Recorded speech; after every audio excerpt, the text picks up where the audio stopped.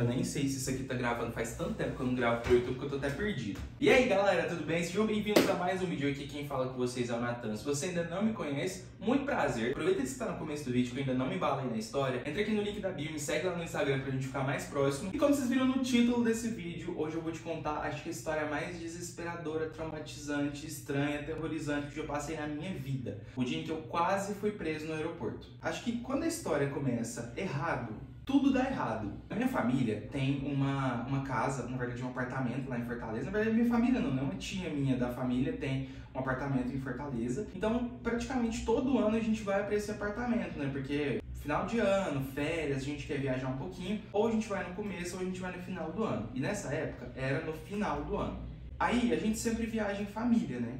E nessa época da viagem, a minha mãe ela queria ir numa data e eu queria ir em outra. Porque eu tinha um job, pra quem não sabe, eu trabalho com a internet, eu tinha um job pra fazer na cidade vizinha aqui da minha, né? Que eu moro em Uberaba e esse job é em Uberlândia. Como era um job de final de ano, de Natal, e eu tinha assinado o contrato, eu não podia desmarcar pra poder viajar. E aí eu decidi que realmente eu ia depois. Nisso, a gente comprou as passagens, tudo, minha mãe embarcou, foi no dia que ela tinha que ir. Eu fui pra cidade vizinha fazer esse job e depois desse job eu ia lá pra Fortaleza, né? Só que assim, como essas cidades, tanto a minha quanto a cidade vizinha, são cidades do interior de Minas Gerais, a gente tem aeroporto, mas a gente não consegue pegar nenhum voo direto pra Fortaleza. Então a gente fazia a conexão lá em Belo Horizonte, a gente sempre faz, né, a conexão no aeroporto de Belo Horizonte, e do aeroporto de Belo Horizonte a gente vai para o aeroporto internacional de Fortaleza. Nesse dia, eu tinha feito meu job, né, o que eu tinha para fazer, peguei um voo lá de Uberlândia e fui para o aeroporto de Belo Horizonte.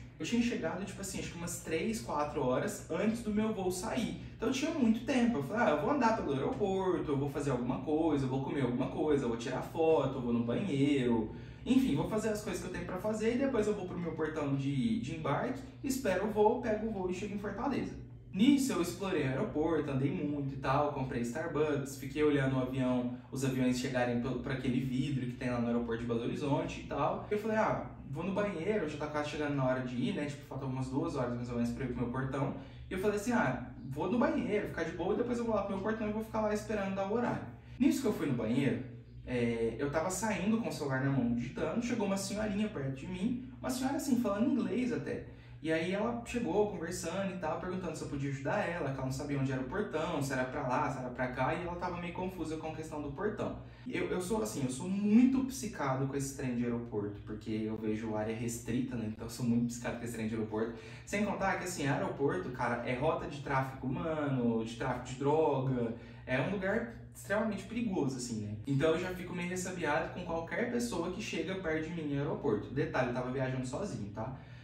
Apesar de eu ter essa cara aqui de velho, porque eu tenho barba, eu tenho 21 anos, então eu sou relativamente novo, né? E essa senhora chegou em mim, conversando em inglês e tal, e eu comecei a achar interessante, porque aqui em Uberaba eu não tenho com quem conversar em inglês, então meu inglês ele tava enferrujado na época. Daí comecei a achar interessante conversar em inglês e fiquei dando corda pra ela. Mas nada muito pessoal, só explicando onde era o portão e tal. Depois que eu terminei de explicar pra ela onde era o portão dela, ela falou assim, que legal, você é muito gentil, fico feliz de ter achado uma pessoa assim. Falou que eu parecia muito com o neto dela, me perguntou pra onde eu tava indo. E uma dica que eu vou dar pra vocês. Sempre que vocês estiverem viajando sozinhos ou até com alguém, vocês mintam até a cor do sangue de vocês. Se alguém chegar que você não conhece, começar a te perguntar informação sobre você, sobre sua viagem, você mente. Qual que é seu nome? Mente. Quando você tá aí, mente também. Tá sozinho, mente também. Se estiver sozinho, você fala que você tá com sua mãe, seu pai, um grupo de amigos, enfim. Mente até a cor do seu sangue, tá? Porque você não sabe com quem você tá lidando. E depois essa senhora me agradeceu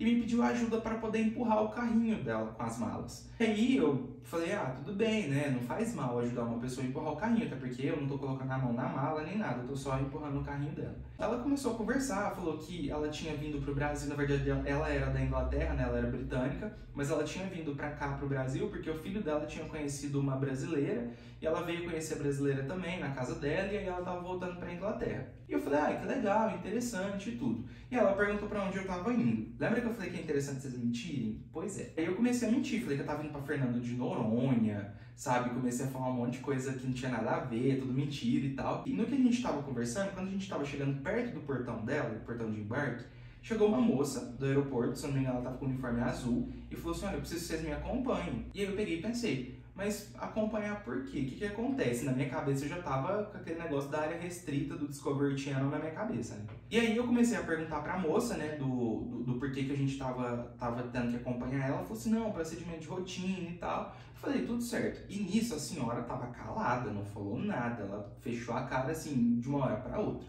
Quando a gente chegou no lugar que essa moça levou a gente, era uma sala, acho que era da Polícia Federal, alguma coisa assim. Eles começaram a fazer um monte de pergunta pra gente. E aí me perguntaram meu nome, perguntaram pra senhora e tal. E na hora que eles começaram a perguntar, ela começou a falar que eu era neto dela, começou a falar que a gente tava viajando junto, começou a falar que se tivesse alguma coisa na mala dela, eu que tinha colocado. Detalhe, ela começou a falar português. E ela falava assim, essas crianças de hoje em dia, se tiver alguma coisa na minha mala, foi ele que colocou. E eu falo pra mãe da educação, mas a mãe não educa. E aí perguntaram pra ela, né, pra onde a gente tava indo. E ela falou, eu tô indo pra Fernando de Noronha junto com ele. Eu tava falando, minha senhora, não, está errado. Eles dividiram a gente, colocaram a gente em lugares separados, né, em 2 salas separadas. E eles começaram deve ter interrogado ela alguma coisa. E comigo, eles começaram a falar, olha, a gente precisa ver seu documento, precisa mexer na sua mala e tal. E a hora que eles falaram assim, a gente precisa mexer na sua mala, gente, eu comecei a ficar tão desesperado, porque assim, sei lá, vai que porventura eu tenha colocado 400 quilos de cocaína na minha mala e eu não lembro. Porque nessa hora passa 1 milhão de coisas na sua cabeça, né? Então assim, apesar de eu saber que tava tudo certo com a minha mala, a gente fica desesperado, né? Porque a gente não sabe o que tá acontecendo. E nisso eles começaram a mexer na minha mala, começaram a fazer um monte de pergunta pra mim, perguntar pra onde eu tava indo, quem que eu tava, se eu conhecia aquela mulher e tal. Eu falei, olha, eu não conheço essa senhora, tem um monte de coisa aqui, tipo, tem câmera, tem um monte de coisa no aeroporto que pode provar que eu não conheço, pode olhar meu celular, pode fazer o que quiser, eu não conheço essa mulher, não conheço essa senhora. Ela só me abordou, me pedindo ajuda, apresentei todos os motivos que eu realmente não conhecia aquela mulher.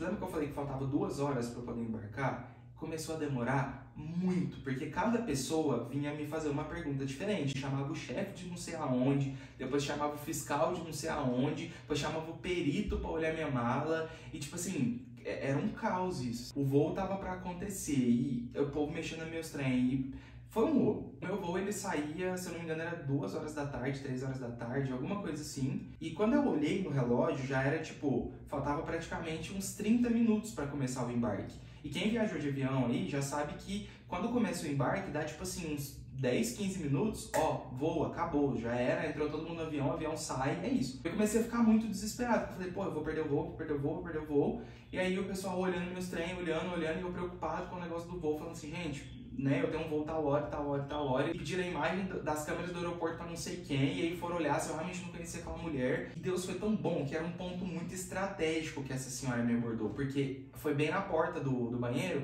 e na porta do banheiro tem uma câmera, então dava pra ver que ela realmente tinha me abordado, né? E a véia na outra sala, eu não sabia nem que ela tava falando de mim, e eu desesperado. Por final das contas, a hora que eu olhei no relógio, já tava na hora do embarque. Eu falei, fudeu, eu perdi meu voo. Quando o pessoal terminou de olhar a minha mala, já tava faltando tipo 5 minutos mais ou menos, eu acho que pro avião sair. E aí depois que o pessoal conferiu que realmente eu não tinha nada a ver com aquela senhora, eu levei uma bronca, falaram que eu não tenho que ficar conversando com ninguém em aeroporto, que isso é muito perigoso e tal. Foram super educados assim até, procedimento realmente de rotina.